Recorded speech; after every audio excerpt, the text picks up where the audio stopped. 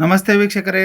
ಸರ್ವಭಯ ನಿವಾರಣೆ ಯಂತ್ರ ಅಂತೇಳಿ ಅಂದರೆ ಈ ಯಂತ್ರನ ಗ್ರಹಣ ಕಾಲದಲ್ಲಿ ಬರೋದು ಅಷ್ಟವಿಧ ಅರ್ಚನೆಯಿಂದ ಪೂಜಿಸಿ ಕಟ್ಟಿಕೊಂಡರೆ ಸರ್ಪ, ರುಚಿಕ, ನಾಯಿ, ಬೆಕ್ಕು, ಹುಲಿ, ಕರಡಿ, ಚಿರತೆ ಮುಂತಾದವುಗಳ ಭಯವಿರುವುದಿಲ್ಲ.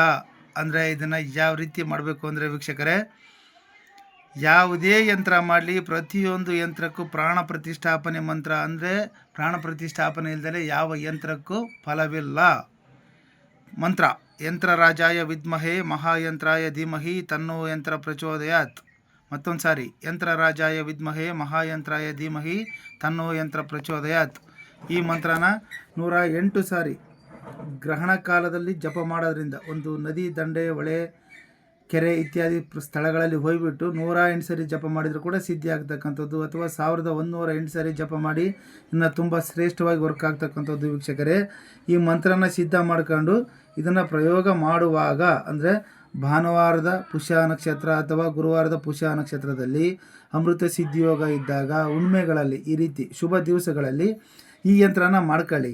ಇದನ್ನೇ ಕೊಟ್ಟಿದ್ದಾರೆ ನೋಡಿ, ಇಲ್ಲಿ ಗ್ರಹಣ ಕಾಲದಲ್ಲಿ ಬರಿಬೇಕು ಅಂತ ಕೊಟ್ಟಿದ್ದಾರೆ. ಹಗಲೆಲ್ಲ ಸಿಗಲ್ಲ, ಸೂರ್ಯಗ್ರಹಣ, ಚಂದ್ರಗ್ರಹಣ, ಶುಭ ದಿವಸಗಳಲ್ಲಿ ಮಾಡ್ಬೋದು, ಯಾವುದೇ ತೊಂದರೆ ಇಲ್ಲ.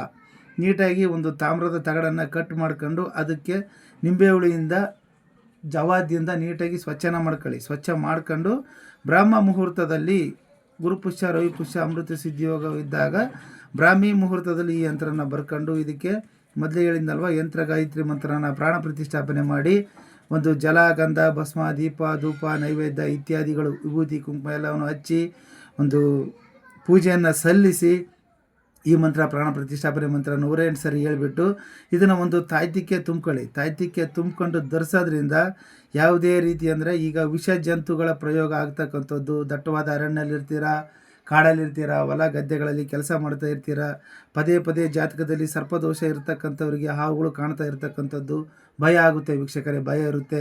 ಅಥವಾ ಕನಸಿನಲ್ಲಿಯೂ ಕೂಡ ಸರ್ಪಗಳು ಕಾಣ್ತಕ್ಕಂಥದ್ದು, ನಾಯಿ, ಬೆಕ್ಕು, ಹುಲಿ, ಕರಡಿಗಳಿಂದ ಭಯ ಪಡ್ತಕ್ಕಂಥದ್ದು, ಚಿಕ್ಕ ಮಕ್ಕಳಿಂದ ಹಿಡ್ಕೊಂಡು ದೊಡ್ಡವ್ರ ತನಕ ಯಾರೇ ಆಗಿರಲಿ ದುಷ್ಟ ಮೃಗಗಳ, ಕಾಡು ಮೃಗಗಳ ಭಯ ಇರುವುದಿಲ್ಲ ವೀಕ್ಷಕರೇ ಈ ಯಂತ್ರನ ಧರಿಸೋದ್ರಿಂದ. ಪ್ರಾಣ ಪ್ರತಿಷ್ಠಾಪನೆ ಮಾಡ್ಕೊಂಡು ಈ ಯಂತ್ರ ಧರಿಸ್ಕೊಳ್ಳಿ. ಆನಂತರ ರುಚಿಕ ಮೀನ್ಸ್ ಚೇಳು, ನಾಯಿ, ಬೆಕ್ಕು, ಹುಲಿ, ಕರಡಿ ಮುಂತಾದ ಕಾಡು ಮೃಗಗಳು ಯಾವೇ ಇರಲಿ ಭಯ ಇರೋದಿಲ್ಲ ಜಾತಕದಲ್ಲಿ, ಅಂಥ ದೋಷ ಇದ್ದರೂ ಕೂಡ. ಆಮೇಲೆ ಫಾರೆಸ್ಟಲ್ಲಿ ಕೆಲಸ ಮಾಡ್ತಕ್ಕಂಥವ್ರಿಗೆ, ಅಡವಿ, ಕಾಡು, ಜಂಗಲಲ್ಲಿ ಕೆಲಸ ಮಾಡ್ತಕ್ಕಂಥವ್ರಿಗೂ ಕೂಡ ಇದು ತುಂಬ ಶ್ರೇಷ್ಠಕರವಾಗಿರ್ತಕ್ಕಂಥ ಸರ್ವಭಯ ನಿವಾರಣೆ ಯಂತ್ರ. ವಿಧಿ ವಿಧಾನ, ಯಂತ್ರ, ಮಂತ್ರ, ತಂತ್ರನ ನೀಟಾಗಿ ಸಮಾಧಾನವಾಗಿ ವಿಡಿಯೋ ನೋಡ್ಕೊಂಡು ಪ್ರಯೋಗ ಮಾಡ್ಕೊಳ್ಳಿ. ಒಳ್ಳೆಯದಾಗಲಿ ಅಂತ ಹೇಳ್ತಾ, ವಿಡಿಯೋ ಇಷ್ಟ ಆದರೆ ಲೈಕ್ ಮಾಡಿ, ಶೇರ್ ಮಾಡಿ, ಮತ್ತು ಫಾಲೋ ಮಾಡೋದನ್ನು ಮರಿಬೇಡಿ ವೀಕ್ಷಕರೇ. ಮತ್ತೆ ಮುಂದಿನ ವಿಡಿಯೋದಲ್ಲಿ ಸಿಗೋಣ. ಜೈ ಗುರುದತ್ತ.